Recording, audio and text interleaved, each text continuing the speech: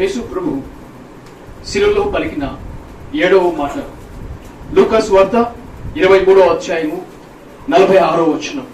లూకా సువార్త 23వ అధ్యాయము 46వ వచనం. అప్పుడు యేసు గొప్ప శబ్దముతో కేక వేసి, తండ్రి, నీ చేతికి నా ఆత్మను అప్పగించుకొనుచున్నానెను. ఆయన ఇలాగు చెప్పి ప్రాణము విడిచెను.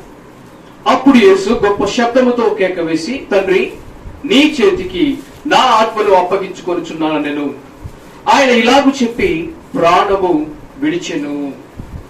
అక్కడ దేవుని వాక్యం మనకు సెలవిచ్చేది ఏంటంటే, దానికి ముందు జరిగిన విషయము చీకటి కమ్మడము, సూర్యుడు అదృశ్యుడవడము, గర్భాలయము తెర నడిమికి చిరగడము, ఇవన్నీ ఆ 3 గంటల చీకటి సమయంలో జరిగింది. ఇక్కడ యేసు ప్రభు గొప్ప శబ్దముతో సమాప్తమైనదని చెప్పేశారు. తండ్రి తనకు అప్పచెప్పిన పనులన్నీ చేసేశారు. నా కొరకు తండ్రి ఏదైతే ఆశించారో, ఆయన ప్రణాళిక ఏంటో, ఆయన ఉద్దేశం ఏంటో, నేనేం పని చేయాలని, ఏ పని నిమిత్తం అయితే నన్ను దివి నుండి ఈ భూమికి పంపించారో అని నేను చేశానని చెప్పిన దేవుడు చివరిగా ఆయన చేసే పని ఏంటంటే, తండ్రి, నీ చేతికి నా ఆత్మను అప్పగించుకొనుచున్నాను నేను. అయితే ఇక్కడ ఈ మాట గొప్ప శబ్దముతో కేక వేయడము, గొప్ప శబ్దముతో కేక వేయడము. సహజంగా ఎవరు చనిపోయేటప్పుడు అప్పటి వరకు పెద్ద పెద్దగా ఏడవడము, లేకపోతే పెద్ద పెద్దగా మాట్లాడటము అన్ని చేస్తారు కదా.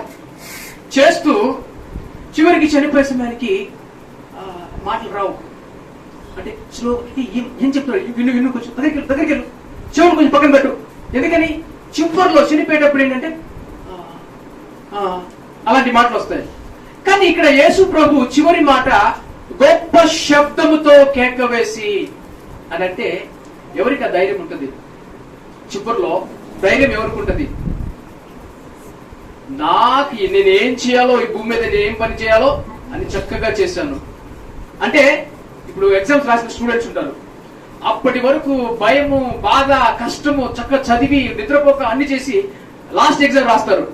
లాస్ట్ ఎగ్జామ్ రాసిన తర్వాత ఏం చేస్తారు? అబ్బా జయం, ఇక రాసేసి అయిపోయింది అంటే పని అంతా ముగించిన వ్యక్తికి ధైర్యం. సో ఇక్కడ ధైర్యంగా తన యొక్క పనిని ముగించిన యేసు ప్రభు ధైర్యముతో, సంతోషముతో పలుకుతున్న ఈ గొప్ప శబ్దం అనేది ఆనందముతో, బాధతో కాదు, ఆనందముతో తన ఆత్మను తండ్రికి అప్పచెబుతున్నాడు. మీకు విషయం తెలుసా? మనమందరం ఆత్మలమేనా? మనిషికి, జంతువుకి తేడా ఏంటంటే, మనకు ఆత్మ ఉంటుంది. మన దేవుడు శరీరులకు మాత్రము దేవుడు కాదు, ఆత్మకు దేవుడు. సంఖ్యాకాండము 27వ అధ్యాయము 15వ వచనంలో మనం చూస్తాం. సంఖ్యాకాండము 27వ అధ్యాయము 15వ వచనం. అప్పుడు మోషే యెహోవాతో ఇట్లనెను, యెహోవా సమస్త మానవుల ఆత్మలకు దేవా, యెహోవా సమాజము కాపరి లేని గొర్రెల వలె ఉండకుండానట్లు ఈ సమాజం మీద ఒకరిని నియమించుము. ఇక్కడ సమస్త మానవుల ఆత్మలకు దేవా అంటే మన ఆత్మలకు దేవుడు ఉన్నారు. అయితే ఇక్కడ మరొక మాట మనం చూడవచ్చు. యేసు ప్రభు యొక్క ఈ గొప్ప విజయము తన ఆత్మను గురించి చెబుతున్నప్పుడు ఎఫెసీయులకు రాసిన పత్రిక 4వ అధ్యాయము 6వ వచనంలో మనం చూసినట్లయితే, ఎఫెసీయులకు రాసిన పత్రిక 4:6, ప్రభువు ఒక్కడే, విశ్వాసం ఒక్కటే, బాప్తిసం ఒక్కటే, అందరికి తండ్రి అయిన దేవుడు ఒక్కడే, ఆయన అందరిపైగా ఉన్నవాడై అందరిలోనూ వ్యాపించి అందరిలో ఉన్నాడు. ఇక్కడ అందరికీ తండ్రి అయిన దేవుడు ఒక్కడే.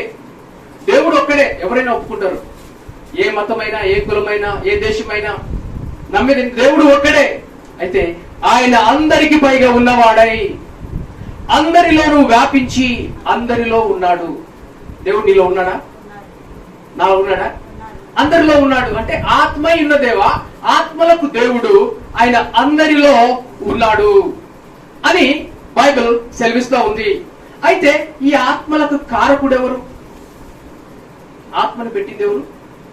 ఆదాములో ఆత్మను పెట్టారు కదా. అసలు ఆదాం చేసేటప్పుడే యేసు ప్రభువును చూస్తూ ఆయన పోలికలో ఆయన రూపాన్ని ఇచ్చిన దేవుడు తన నాసిక రంధ్రంలో జీవవాయువును ఊదాడట. అంటే దేవుడే ఆత్మను మనిషిలో పెట్టాడు. ఆదికాండము 2:7 మనం చూడవచ్చు. అయితే ఒక సమయం వస్తుంది, మనము ఈ ఆత్మ ఎగిరిపోతుంది, మన్నైనది మునపటి వలె మట్టిలో కలుసును. కానీ ఈ ఆత్మ దేవుడిచ్చిన దేవుని దగ్గరికి వెళుతుందని బైబిల్ మనకు సెలవిస్తా ఉంది. కీర్తనలు 90:10 మన ఆత్మ మనం ఎగిరిపోతామని, అలాగే మన్నైనది మునుపటి వలె మన్నైపోవునన్నది ప్రసంగి గ్రంథము 12:1 చూడవచ్చు. అయితే మనకు అప్పగించిన పనిని ముగించడము, యేసు ప్రభు తనకి ఏ పని అయితే అప్పగించబడ్డారో ఆ పనిని ఆయన ముగించారు. మొదటి పేతురు రాసిన పత్రిక 2:25 చూస్తే, మొదటి పేతురు 2:25 మీరు గొర్రెల వలె దారి తప్పితిరి, కానీ ఇప్పుడు మీ ఆత్మల కాపరియు అధ్యక్షుడైన ఆయన వైపునకు మళ్ళీ ఉన్నారు. ఆత్మలకు కాపరి కాపరి. దేవుడు ఎవరికి కాపరి? మీరు గొర్రెల వలె దారి తప్పిపోతుంది. గాని అందరూ గొర్రెల వలె తప్పిపోయారట. వారి యొక్క అతిక్రమం దేవుడు ఆయన మీద వేశారని చూస్తాము. ఇక్కడ మీరు గొర్రెల వలె తప్పిపోతుంది గాని ఇప్పుడు మీ ఆత్మల కాపరి. దేవుడు ఎవరు అంటే మన ఆత్మలకు దేవుడు మాత్రం కాదు, ఆయన ఆత్మలను కాచే దేవుడు. అంత మాత్రం కాదు, అధ్యక్షుడనైన ఆయన వైపుకు మళ్ళీ ఉన్నారు. అధ్యక్షుడు అంటే ప్రెసిడెంట్ అనంటే అంటే ఇక ఆయన అధికారి అన్నమాట. ఆయన చెప్పేదే అన్ని జరగాలి. అంటే ఆయన కింద అందరూ ఉంటారు. అంటే ఆత్మలకి ఆయన అధ్యక్షుడు. ప్రభు ప్రభు అంటారు కొన్నిసార్లు. యేసు ప్రభుని నోటితో నమ్ముకొని హృదయంలో విశ్వసించడము. అయితే ఇక్కడ అధ్యక్షుడు అంటే కూడా యజమాని, అధికారి. మన ఆత్మకు అధికారిగా ఉండాలి అంటే వేరే వాటికి లేకుండా, అంటే ఒకప్పుడు బహుశా మీ ఆత్మకు వేరే అధికారిగా ఉండవచ్చు. అంటే మన హృదయంలో వేరే వేరే వాటిని పెట్టుకొని ఉండవచ్చు, మన ప్రాణంతో వేరే వేరే వాటిని మనం ప్రేమిస్తూ ఉండవచ్చు. అయితే ఇక్కడ కాపరి, అధ్యక్షుడైన ఆయన వైపుకి మీరు మళ్ళీ ఉన్నారు. దేవుని వైపుకి మనం మళ్ళాలి. ఎందుకంటే ఆత్మ ఆయన ఇచ్చారు, మళ్ళీ ఆయన దగ్గరికి వెళ్ళాలి. అప్పుడు మన ఆత్మను ఆయన వైపుకే మనం ఉంచాలంటే, బహుశా ఆత్మలకు కాపరి ఉన్నాడంటే, ఇప్పుడు గొర్రెలకు కాపరి ఉన్నారంటే గొర్రెలకి సమస్య ఉందంటే కాదా? ఆపద ఉందా లేదా? అంటే మనిషి ఆత్మకి కాపరిగా దేవుడు ఉన్నాడంటే ఆ మనిషికి తోడలు కూడా ఉన్నాయన్నమాట. అంటే ఆత్మకు తోడలు కూడా ఉంది. ఆత్మను దొంగిలించే దొంగలు కూడా ఉండి ఉంటారు. ఆయన దొంగ, దోచుకునేవాడు అని మొదటి నుంచి సాతానికి దేవుడు పెట్టిన పేరు. అంటే ఆ దొంగ దొంగిలించే అవకాశం ఉంది ఏదో ఒక రూపంలో మన ఆత్మల్ని. అందుకనే ఆత్మను సంపాదించండి. సంపాదించినట్టు ఏంటి? సంపాదించడం అంటే ఏంటి? ఇక్కడ లేదు. లేదా పోగొట్టుకున్నామని సంపాదించడం అంటే అపవాది దొంగిలిస్తా ఉంటాడు. కాపుదలు లేకుండా, ఆ కాపరి కింద లేకుండా తీసుకెళ్లిపోతా ఉంటాడు. దేవుడు అధ్యక్షుడిగా ఉండకుండా తన ఆధిపత్యం కిందికి, తన అధ్యక్షత కిందికి తీసుకెళ్లిపోతా ఉంటాడు. అందుకనే మనుషులు ఆధిపత్యంలో, సాతాను ఆధిపత్యంలో ఉన్నప్పుడు ఏం చేస్తారు అంటే, వాడు ఏం చేయాలనుకుంటే అది చేస్తారు. సాతాను పని ఏంటి? వాడు చంపడానికి వస్తాడట, నాశనం చేయడానికి వస్తాడట. కానీ దేవుడట జీవం ఇవ్వడానికి, సమృద్ధి అయిన జీవం ఇవ్వడానికి ఆయన వచ్చారు అని మనం బైబిల్లో చూస్తాం. ఇదే మొదటి పేతురు 4:19 4:19. కాబట్టి దేవుని చిత్త ప్రకారము బాధపడువారు సత్ప్రవర్తన గలవారై నమ్మకమైన సృష్టికర్తకు తమ ఆత్మలను అప్పగించుకొనవలెను. ఇక్కడ మన ఆత్మలను ఎవరికి మనం అప్పగించాలి? నమ్మకమైన సృష్టికర్తకు మన ఆత్మలను మనము అప్పగించుకోవాలి. కాబట్టి దేవుని చిత్త ప్రకారము బాధపడువారు సత్ప్రవర్తన గలవారై. అంటే దేవుని చిత్తం చేస్తే సమస్యలు ఉంటాయా? దేవుని కోసం బతికితే సమస్యలు ఉంటాయా? సత్ప్రవర్తన, సద్భక్తితో బతకను ఉద్దేశించిన యెడల సమస్యలు ఖచ్చితంగా వస్తాయి. ఎక్కడ యేసు ప్రభు నా దగ్గర రండి, నన్ను నమ్ముకోండి, మీకు సమస్యలు రావు, మీకంతా ఎప్పుడు సంతోషమే, సమాధానమే, ఇక నీ జీవితం ఆశీర్వాదము అని ఏమి యేసు ప్రభు ఎక్కడ చెప్పలా. సమస్యలు ఉంటాయి. నన్ను వెంబడిస్తే, అసలు నువ్వు వెంబడించాలంటేనే సమస్యను పెట్టుకో అన్నాడు ఆయన. అంటే ఈ లోకం చెప్పేదంటే సమస్య కనబడుతుంది, కానీ నిజంగా ఆయన్ని యేసు ప్రభు ఆయన తగ్గించుకోవడం ఆయన సమస్యగా అనుకున్నాడా? అసలు జయమునకు అదే మార్గము. కానీ ఇక్కడ సత్ప్రవర్తన గల వారై బాధపడుతున్నారు, కానీ నమ్మకమైన సృష్టికర్తకు మీ ఆత్మలను నమ్మకమైన దేవుడు అని సారా చెప్పడాన్ని మనం చూస్తాం. సారా మొదట నమ్మలేదు, కానీ విశ్వాసమును బట్టి సారాయు వాగ్దానము చేసిన దేవుడు నమ్మదగిన దేవుడని ఎంచుకొని తన వయసు గతించినదైనప్పుడు కూడా గర్భం దాల్చుటకు శక్తి పొందింది. అంటే ఎందుకు మన జీవితాలను దేవునికి అప్పగించుకోవాలంటే ఆయన నమ్మదగిన ఆయన. అక్కడ ఏమి నమ్ముట నీవలైతే నమ్మువానికి సమస్తము సాధ్యము. అక్కడ ఏమి లేని కూడా దేవుడు సాధ్యము చేయగలరు. కాబట్టి మనము ఆయనను నమ్మాలి. ఆయన నమ్మేవారిని, మనుషులను మనం నమ్మితే మోసపోవచ్చు, కానీ దేవుడిని నమ్మితే మనం ఎప్పుడు కూడా మోసపోము. మనకంటూ ఒక మాదిరి దేవుడు ఉంచాడు. ఏంటంటే మన ఆత్మల్ని మనము ఆయన అధ్యక్షత క్రింద, ఆయన కాపరిత్వం కింద, ఆయన నమ్మదగిన కాబట్టి ఆయన దగ్గర మనం ఉంచాలని ఆశపడుతున్నాడు. మనం విన్నాము, ఆయనే పర్మిషన్ ఇచ్చారని, నా ప్రాణాన్ని నేనే పెడతాను, నేనే తీసుకుంటానని, నాకు అధికారం ఉన్నదని. తర్వాత శరీరంతో ఏమీ లేదు, ఆత్మయే జీవింప చేయుచున్నది అని కూడా యోహాను సువార్త 6:63లో మనం చూడవచ్చు. అయితే శరీరానికి ఏమి లేదా, ఆత్మయే జీవింప చేస్తుందా? అప్పుడు శరీరాన్ని దేవుడు పట్టించుకోడా? కానీ దేవుని వాక్యం మనకేం చెప్తుందంటే నీ దేహము దేవుని యొక్క ఆలయమై ఉన్నది.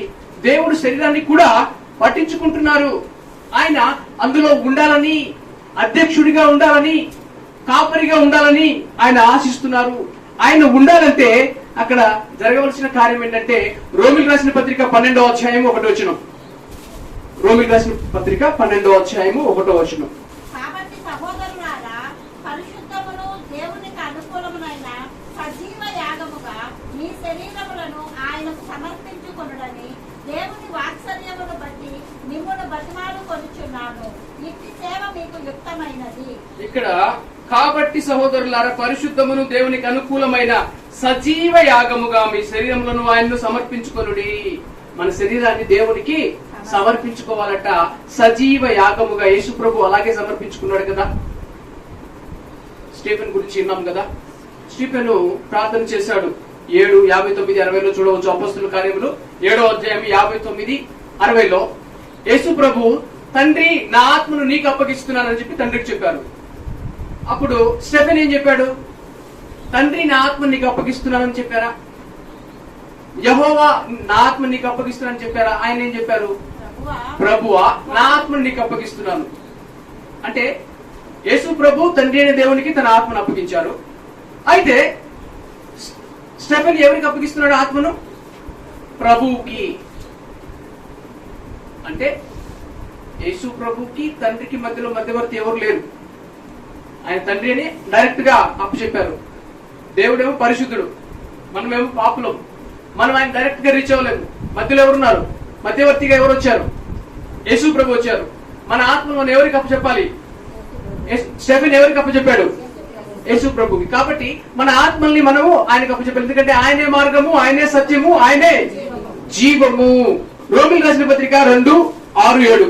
రోమిలకు రాసిన పత్రిక 2:6-7. ఆయన ప్రతి వానికి వాని వాని క్రియల చొప్పున ప్రతిఫలం ఇచ్చును. సత్క్రియలు ఓపికగా చేయుచు మహిమను ఘనతను అక్షయతను వెతుకు వారికి నిత్య జీవమునిచ్చును. ఇక్కడ మనం చూసినట్లయితే ఆయన ప్రతి వాని వాని క్రియల చొప్పున ప్రతిఫలం ఇస్తాడట.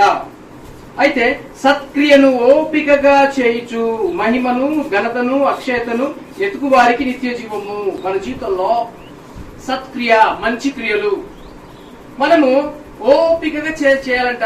చేస్తూ మహిమను ఘనతను అక్షయతను వెతకాలి. మహిమ అంటే మన కోసం మహిమ కాదు. తన మహిమను ఎప్పుడు కోరలేదు. యేసు ప్రభు తనకు మహిమ కావాలని, తనకు ఘనత కావాలని కోరలేదు. తండ్రికే మహిమను ఘనత ఇచ్చారు. క్షయత కాదు, క్షయమైనవి ఈ లోకంలో కొన్నాళ్ళు తాత్కాలికమైనవి కాదు. అక్షయతను కోరుకోరండి. అక్షయత అంటే నిత్య జీవం, ఎప్పుడు ఉండేది. పరలోకం పుట్టించు నిత్య జీవమునిచ్చును. అయితే ఓపికగా మన ఈ లోకంలో మన జీవితాన్ని ముగిస్తూ నిత్య జీవాన్ని పొందుకోవాలని దేవుడు అందుకు తగిన రీతిగా మనం జీవించాలంటే మన శరీరమును సజీవ యాగముగా అర్పించాలి. యోహాను సువార్త 17:4. చేయుటకు నీవు నాకు ఇచ్చిన పని నేను సంపూర్ణముగా నెరవేర్చి భూమి మీద నిన్ను మహిమపరచితిని. నాకు ఏదైతే పని ఇచ్చావో సంపూర్ణంగా నేను నెరవేర్చాను ఈ భూమి మీద, నిన్ను మహిమపరిచాను. మన జీవితములు ఆయనకు మహిమకరంగా ఉండాలని దేవుడు ఆశిస్తున్నారు.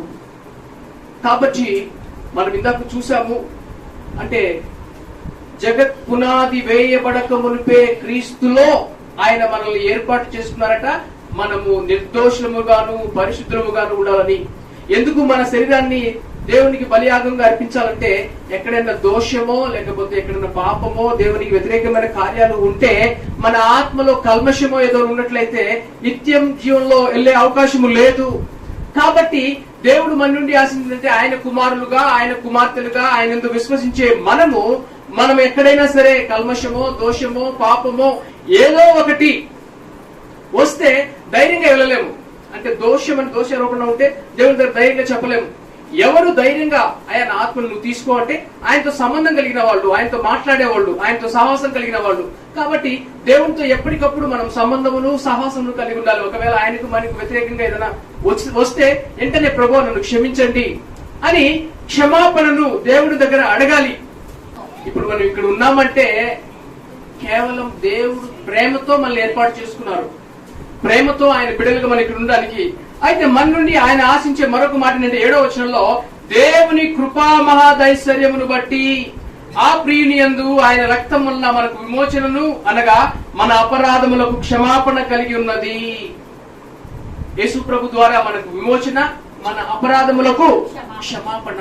అంటే మన ఆత్మ నిత్యం తండ్రికి అప్పచెప్పాలంటే మన పాప క్షమాపణ పొంది ఉండాలి. మన అపరాధంలో నుండి విడిపించబడాలంటే, విమోచన పొందాలంటే ఆయన రక్తము. అందుకని బైబిల్ చెప్పేది అంటే ఆయన వాక్యంతో ఆయనతో మనం అన్యోన్య సహవాసం గలవారమై ఉండి, అంటే ఆయన దగ్గర మన పాపం ఒప్పుకుంటే ఆయన రక్తము మన ప్రతి పాపము నుండి కడుగుతుందని 1 యోహాను 1వ అధ్యాయం 7వ వచనంలో మనం చూడవచ్చు. కాబట్టి మన పాపములు కడగబడి ఎటువంటి అపరాధములు లేకుండా, దోషము లేకుండా మన ఆత్మను అధ్యక్షుడిగా ఉన్న, కాపరిగా ఉన్న, నమ్మకమైన మన సృష్టికర్తకు అప్పగించుకునే వారుగా ఉండాలి. ఒకవేళ అప్పగించుకోకపోతే దొంగిలిస్తాడని చెప్పాను కదా, దొంగ దోచుకొనుటకు, దొంగిలించుకు నాశనం చేయడానికి వస్తాడని. ఎందుకని? ఆత్మలో కల్మషం వచ్చినప్పుడు, ఆత్మలో దోషం వచ్చినప్పుడు, ఆత్మలో గిల్టీ వచ్చినప్పుడు కొంతమంది ఏం చేస్తారంటే వాళ్ళకి మరణం రాకముందే వాళ్ళ ప్రాణం వాళ్ళే తీసుకోవాలనుకుంటారు. అక్కడికి వెళ్ళి పడి చచ్చిపోదాము, ఇక్కడికి వెళ్ళి పడి చచ్చిపోదాము, లేదంటే ఊరి వేసుకుని చనిపోదామని, లేకపోతే మందు తాగి చనిపోదామని. నేను అలాగే ఉండేవాడిని. దేవుని తెలుసుకోక ముందు ఆ చిన్న చిన్న సమస్యలకి, వచ్చే కష్టాలకి అబ్బా చనిపోతే మనకి ఏ బాధ ఉండదు. అంటే ఆ రోజుల్లో మా ఊర్లో పొలాలు ఉంటాయి కదా, ఖచ్చితంగా మందు ఉంటుంది ప్రతి ఇంట్లో. చాలా మంది, నా కళ్ళ ముందు చాలా మంది చనిపోయారు, లేదంటే ఊరేసుకుని చనిపోతారు. ఎందుకంటే ఏమనుకుంటారంటే ఇక బాధలు. దేవుడు ఏమంటున్నాడు? ఓపికతో మన జీవితంలో ముందుకెళ్ళాలి అని. కానీ మనకు ఓపిక, సహనం లేకపోతే ఎందుకు ఈ జీవితము, ఎందుకు ఈ కష్టాలు, చనిపోతే మనకే బాధలు ఉండని చెప్పి అపవాది ఏం చేస్తాడంటే వాడు త్వరగా తీసుకెళ్ళడానికి. ఎందుకంటే వాడి పని అంతా ఏంటంటే ఈ కాపరి కింద నుంచి మనల్ని కాచే, మనల్ని కాపాడే నమ్మకమైన దేవుడి నుంచి తీసుకెళ్లి, నేనే నమ్మకస్తున్నా అంటాడు. నువ్వు వచ్చేస్తే నీకు డైరెక్ట్ టికెట్ అంటాడు, కానీ తీసుకెళ్లేదు ఎక్కడ. ఇక్కడ చిన్న చిన్న సమస్యలు కష్టపడి అక్కడికి వెళ్దాం అనుకుంటే అక్కడ అగ్ని ఆరదు, పురుగు సావదు, ఇంకా సమస్యలు తీసుకెళ్లిపోతాడు. అపవాది మనం చేసే పని అది. అయితే దేవుని కృపను బట్టి మా నాయనమ్మ చూడటము, తలుపు కొట్టడము, కరెక్ట్ గా నేను మూత తీసి తాగుదాం అనుకున్న సమయంలో ఆమె అడ్డొచ్చి నన్ను తాగకుండా ఆమె నన్ను కాపాడింది. సో అంటే ఆమె నన్ను కాపాడింది అంటే దేవుడు ఆ సమయానికి ఆమె నన్ను కాపాడినట్లు, తలుపు తట్టి అడ్డుకునేటట్లు చేశారు. ఒకసారి మా నాయనమ్మ అంటే దాదాపు అప్పటికి 75 సంవత్సరాలు 80 సంవత్సరాలు ఉంటది. ఆమె వెళ్తా ఉందట. అంటే మా ఊరు నుంచి మా అత్త వాళ్ళ ఊరికి ఒక 5 కిలోమీటర్లు. 5 కిలోమీటర్లు అంటే అడవి గుండా వెళ్ళాలి, కొండల గుండా వెళ్ళాలి. అక్కడ ఎవరు ఉండరు. సో మా బాబాయ్ చనిపోయారు. మా బాబాయ్ దగ్గర ఉండేది మా నాయనమ్మ. నేను బ్యూలాగడ్డ బైబిల్ కాలేజ్కి వచ్చాను, బ్యూలాగడ్డలో ఉన్నాను. మా నాయనమ్మ నన్ను పెంచింది. సో ఆమె చనిపోదాం అనుకున్నదట. చనిపోదాం అనుకుని దారిలో అడవిలో వెళ్ళేటప్పుడు వాళ్ళు కట్టుకుంటారు కదా చీర, అది ఒక చెట్టు దగ్గరికి వెళ్ళి ఆ చెట్టు మీద పైన కట్టేసి చెట్టు ఎక్కేసి మెడలో కూడా వేసుకుందట. వేసుకొని ఇప్పుడు ఏం చేయాలి, అక్కడి నుంచి కొంచెం దూకితే చనిపోవాలి. అర్థమైంది కదా, అలా దూకితే ఇక అంతే, ప్రాణం పోతుంది. ఇక అయిపోయింది మన జీవితం, చనిపోతే బెటరు, ఎందుకు ఈ కష్టం అనుకుని ఆమె అనుకున్న సమయంలో, దూకుదాం అనుకున్న సమయంలో ఒక ఆయన వైట్ తెల్ల డ్రెస్ తో వేసుకుని అడవిలో, అక్కడ ఎవరు లేరు, ఆయన వచ్చారట. వచ్చి ఏమ్మా ఏం చేస్తున్నావు అన్నారట. ఏం చేస్తున్నావు ఏంటయ్యా, మీరెవరయ్యా, నేను మీకు తెలుసా, మీ మనవడు దేవుణ్ణి అన్నారట. అనగానే మనవడు దేవుడా, ఎందుకు వచ్చావు, నువ్వు దిగమా అన్నారు. దింపారు. దింపిన తర్వాత ఆమెలో ఉన్న బాధ వేదన అది ఏమైపోయిందో, ఆయన వచ్చారు, 2 మాటలు మాట్లాడారు, ఆయన వెళ్ళిపోయారు. ఈమెకేదో మనసులో శాంతి, చక్కగా మళ్ళీ ఇంటికి వెళ్ళిపోయారట. నేను ఇంటికి వెళ్ళినప్పుడు ఇలాగ నేను చనిపోదాం అనుకున్నాను, కానీ నీ దేవుడు అంటే వాళ్ళకి యేసు ప్రభు అంటే తెలియదు. సహజంగా నా పేరు వాడి చెప్తారు, మంగుళాల దేవుడు అని. సో ఆమె వెళ్ళినప్పుడు మీ దేవుడు నన్ను అలా కాపాడారు అని చెప్పారు. కానీ నేను బైబిల్ కాలేజీలో ఉండడం వల్ల తర్వాత ఒక 1 year 2 years తర్వాత ఏం జరిగిందంటే 2011లో మేము బ్యూలా గార్డెన్ పైన చర్చి ఉంటుంది కదా, బ్యూలా గార్డెన్, ఆ బ్యూలా గార్డెన్ చర్చి పైన నైట్ బుధవారాలు కానీ శనివారాలు కానీ ఏం చేస్తామంటే ఫాస్టింగ్ ప్రేయర్ చేయడానికి అని చెప్పి అక్కడికి వెళ్ళిపోతాం. నైట్ 9:30 10 o'clock వెళ్తే కొన్నిసార్లు 1 2 కూడా అయిపోతుంది. ప్రార్థన చేయడానికి ఒంటరిగా ప్రార్థన చేస్తూ ఉంటాం. దానిపైన శనివారం, ఒకరోజు శనివారము ప్రార్థన చేస్తా ఉన్నాను. ప్రార్థన చేస్తూ ఉంటే ఈ ప్రార్థన వస్తుంది, పద్దాక మా నాయనమ్మ గురించి ప్రార్థన వస్తుంది. నేను ప్రార్థన చేస్తా ఉన్నాను. ప్రార్థన చేస్తుంటే మా నాయనమ్మ బాగా కష్టపడుతున్నట్టు, ఆమె శరీర బాధను భరించలేని బాధలో ఉన్నట్టు నా కళ్ళ ముందే కనబడతా ఉంది. అంటే ఇక నేను జీవించలేను అన్న పరిస్థితిలో ఆమె అలా నా కళ్ళ ముందు కనబడతా ఉంటే ప్రార్థన చేశాను. ప్రభా, నాకు వెళ్ళడం కుదరలేదు, చూసుకోవడం కుదరలేదు, ఆమెకి అక్కడ ఎవరు లేరు, బాగా బాధపడుతున్నారు. అప్పటికి 8 years. సో ఆమె అలా బాధపడుతూ ఉంటే నాకు తెలియకుండా ఒక ప్రార్థన వచ్చింది. ప్రభా, ఎన్నాళ్ళు ఆమె బాధ భరిస్తుంది, ఆమె ఆత్మను మీరు తీసుకోండి. ఆమె రహస్యంగా ప్రార్థన చేసుకుంటుంది. అంటే ఆమె చెప్పేవాళ్ళు, మా తాత వాళ్ళు, అంటే వాళ్ళ తాత వాళ్ళట, వాళ్ళు చెప్పారంట, మా దేవుడు ఎంత గొప్పవాడో నీకు తెలుసా, ఒక్క సాల్వతో కొడితే సముద్రం 2 పాయలైంది అని ఆ పాత స్టోరీ చెప్పేది. నేను మన దేవుడి గురించి గొప్పగా చెప్తే ఆమె తెలిసిన స్టోరీ, పాత స్టోరీ అలా చెప్తా ఉండేది. కానీ ఏది ఏమైనా కూడా దేవుడు ఆమెలో కొంచెం విశ్వాసాన్ని ఉంచారు. ఆ రోజు నైట్, శనివారం నైట్ నేను ప్రార్థన చేస్తుంటే దేవుడు చెప్పారు, అంటే నడిపిస్తున్నారు, ప్రభు ఈ ఆత్మను తీసుకోండి అని. 12 నుంచి 2 గంటల లోపల ప్రార్థన చేశాను, నిద్రపోయాను. ఉదయము 5:30 ఆ సమయానికి ఫోన్ కాల్ వచ్చింది. మా బ్రదర్స్ మాట్లాడారు. 3:30 4 గంటల సమయంలో నైట్, ఉదయం ఆమె నిద్రించారు, అంటే చనిపోయారని చెప్పారు. అంటే హిందూస్ కాబట్టి వాళ్ళ ఆచారాలు చేసుకున్నారు. నేను సేవకులను అడిగినప్పుడు నన్ను వెళ్ళడానికి పర్మిషన్ ఇవ్వలేదు. కానీ ఆ ఫోన్ కాల్ వచ్చినప్పుడు నాకు వాళ్ళు ఏమో బాధతో చెప్తున్నారు, నాకేమో బాధపడాలా లేకపోతే ఆనందించాలా, ఎందుకంటే నేను అప్పుడే 3-4 గంటలే అవుతుంది. అప్పుడు నేను అడిగి, ప్రభా ఆమె బాధపడింది చాలు, ఆమెకున్న సమస్యలు కష్టాలు చాలు, ఆమెను తీసుకో. మరి ఎంత ఏమి లేదు, నార్మల్ గా ఆమె చనిపోయారని తెలిసినప్పుడు చాలా ఆనందం వేసింది. అంటే దేవుడి సేవకులు, ఎందుకు ఈ మాట గుర్తు వస్తుందంటే దేవుడి సేవకులు వర్తమానం నేను విన్నాను. నీ ఇంట్లో నువ్వు విశ్వాసం అయితే కాపరికి ఆత్మను అప్పచెప్పమన్నది కదా, అసలు నీ ఇంటికి నువ్వే కాపరివట. నీ కుటుంబానికి ఒక దేవుని బిడ్డగా నువ్వు కాపరివి. నీ బిడ్డల కోసం ప్రార్థన చేయాల్సిన బాధ్యత నీకుంది. నీ బిడ్డల ఆత్మలో కల్మషం రాకుండా, పాపం రాకుండా బాధ్యత నీది. అంటే దేవుని బిడ్డలముగా మనకు దేవుడు అటువంటి కృపను ఆయన అనుగ్రహిస్తాడట. కాబట్టి మెయిన్ మన ఆత్మను మనం కాపాడుకుంటూ మన ఇంట్లో వారి, మన బంధువులు, మనకు తెలిసిన వారి ఆత్మలు కూడా మనమే చాలా చాలా విషయాలు నేను చూశాను. ఒకసారి రేపల్లి నుంచి మేము గుంటూరు వెళ్తున్నాం, మీటింగ్ జరుగుతూ ఉన్నాయి. మేము ఫ్రెండ్స్ ఆ రోజుల్లో బాగా ప్రార్థన చేసేవాళ్ళం, 10 మంది దాకా ఉండేవాళ్ళం, యవనస్తున్నాం. అంటే కాలేజీ అవ్వగానే వెంటనే పొలాల్లోకి వెళ్ళి ప్రార్థన చేసేవాళ్ళము. సో ఒక 5గురం మేము మీటింగ్ వెళ్తా ఉన్నాము. ఆ సమయంలో ఒక బ్రదర్, మాతో పాటు ఉన్న బ్రదర్, నాకు పాట పాడాలనిపిస్తుంది అన్నాడు. పాట పాడాలనిపించి జనాలు, రైల్వే స్టేషన్ అంటే చాలా మంది జనాలు ఉంటారు కదా, చాలా మంది జనాలు ఉంటే మనం ఏమనుకుంటాం, ఎవరైనా ఏమైనా అనుకుంటారు, ఇక్కడ పాట పాడితే కొన్నిసార్లు మనం వింటా ఉంటాం, రోడ్డు మీద వాక్యం చెప్పేవాళ్ళు, పాటలు పాడేవాళ్ళు, మనం కొన్నిసార్లు ఏమనుకుంటే వీళ్ళకి ఏంటి తెలియలేక చేస్తున్నారు అనుకుంటాం. అయితే ఆ రోజు ఆ బ్రదర్ ఏమో చెప్తున్నారు, అన్న మనం పాట పాడదాం, ఒక పాట పాడి కాసేపు వాకింగ్ చెప్దాం, ఏమైంది, ఎవరు ఏమనుకుంటే మనకేంటి. అప్పుడు ఇంకో బ్రదర్ ఓకే అన్నారు. మరి ఇంకో ఇద్దరు బ్రదర్, ఎందుకు మన మీటింగ్కి వెళ్తున్నాము, ఈ సమయంలో ఇక్కడ పాట పాడుతూ వాళ్ళందరినీ డిస్టర్బ్ చేయడం అంత అవసరమా అని చెప్పడం వల్ల పాడదామా వద్దు, పాడదామా వద్దా, ఇక్కడ దేవుని గురించి చెప్దామా వద్దా అన్న డైలమాలో పడ్డాం. అప్పటికి దేవుడు మాకు ఛాన్స్ ఇచ్చారు. అప్పుడు రావాల్సిన ట్రైన్ ఇంకో హాఫ్ అన్ అవర్ లేట్ గానే వచ్చింది. అప్పటికి అర్థమవుతూనే ఉంది, అరే ఇప్పటి వరకు మనం స్టార్ట్ చేస్తుంటే 2 పాటలు పాడేవాళ్ళము, కొంచెం మనం వాకింగ్ చెప్పేవాళ్ళం కదా, అర్థమవుతూనే ఉంది. మళ్ళీ హాఫ్ అన్ అవర్ తర్వాత ట్రైన్ వచ్చింది. ట్రైన్ అలా ఎక్కాము. అప్పటికే 1 అవర్ అయిపోయింది. ట్రైన్ ఎక్కాము. ఎక్కి ఆ ట్రైన్ కదిలి 1 మినిట్ అయింది. 1-2 మినిట్స్ జస్ట్ ముందు కదిలింది. ఆ వ్యక్తి అక్కడే ఎక్కడో, మేము కూర్చున్న చోట ఎక్కడో ఉన్నాడు. ఈ ట్రైన్ కదులుతుంది, నేను ఆ ట్రైన్ కింద పడి చచ్చిపోదామని అక్కడే ఉన్నాడు. అలా ఉన్నాడు. మాకేం తెలుసు, దేవుడు నడిపించారు. ఆ ఆత్మను ఏదో ఒక రూపంలో నా ప్రేమను గురించి చెప్పమని. మేమేమో మనుషులకి భయపడి కొంచెం మన సిగ్గు ఉంటుంది కదా, సిగ్గు భయం ఉంటుంది కదా, దాన్ని బట్టి చేయాల్సిన పని చేయకుండా ఉన్నాము. ఆ వ్యక్తి 2 నిమిషాల్లో అక్కడ ట్రైన్ కింద పడి చనిపోయేసరికి మేము మీటింగ్కి వెళ్తున్నాం కదా, ఇక ఒకరి మొహం ఒకరు చూడలేకపోయాం. చాలా బాధ అనిపించింది. అరే దేవుడు మనకు నడిపిస్తే ఈ పని చేయమని చెప్తే చేయలేకపోయామే.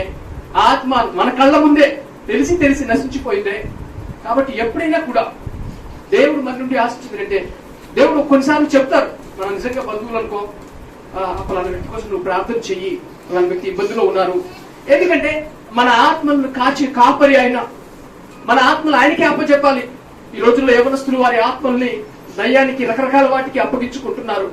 అయితే యేసు ప్రభు మనకు చూపించే మాదిరి ఏంటంటే, మన ఆత్మలు కాచే దేవుడు కాపరి అయిన, నమ్మకమైన మనుషులకు మనకు అప్పచెప్తే, కొన్నిసార్లు పాస్టర్స్ అయినా కావచ్చు, వాళ్ళే మోసం చేయొచ్చు.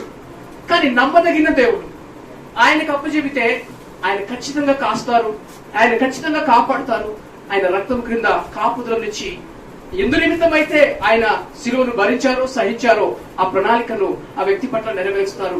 అయితే అటువంటి కృప ప్రభు మనకు అనుగ్రహించినట్లు మనం విన్న వాక్యంలో పరీక్షించుకుంటూ అందరం కలిసి ప్రార్థించేద్దామా. తండ్రి ప్రభు, ఈ సమయాన్ని బట్టి నీకు వందనాలు, వందనాలు, వందనాలు. ఈ దినమును బట్టి నీకు వందనాలు, వందనాలు, వందనాలు. మీరు మా కొరకై బలి అయినందుకు వందనాలు, స్తోత్రాలు చెల్లిస్తున్నాం. మీరు మా పాపమును, మా శాపమును మీరు భరించినందుకు వందనాలు, వందనాలు. మా ఆత్మలకు దేవా నీకు వందనాలు, వందనాలు. మీరు మాకు పైన అధ్యక్షుడిగా ఉండండి ప్రభు, మీరు మమ్మల్ని ఏలండి ప్రభు. ఇక్కడున్న మా ఒక్కొక్కరి ఆత్మలకు కాపరిగా మీరు ఉండండి ప్రభు. మీరు నమ్మదగిన సృష్టికర్త, మమ్మల్ని సృజించిన దేవుడు. నీ ప్రేమను నా మా హృదయంలో ముద్రించుకున్నట్లు, నీ సాక్షులుగా మేము జీవించినట్లు, నీ మాటలు నా మా హృదయంలో రాస్తారని నమ్ముచు మా మధ్యలో మీరు ఉన్నందుకు వందనాలు ప్రభు. మా మధ్యలో మీరు ఉన్నందుకు వందనాలు, మమ్మల్ని ఆలోచిస్తున్నందుకు వందనాలు. ఇక్కడున్న మా ప్రియులు ఒక్కొక్కరిని మీరు దీవించినందుకు వందనాలు చెల్లించుకుంటూ, ఈ మాటలు వినే ప్రతి ఒక్కరికి దీవెనకరంగా చేస్తారని నమ్ముచు యేసు నామమున ప్రార్థించి వేడుకొనుచున్నాము తండ్రి. ఆమేన్.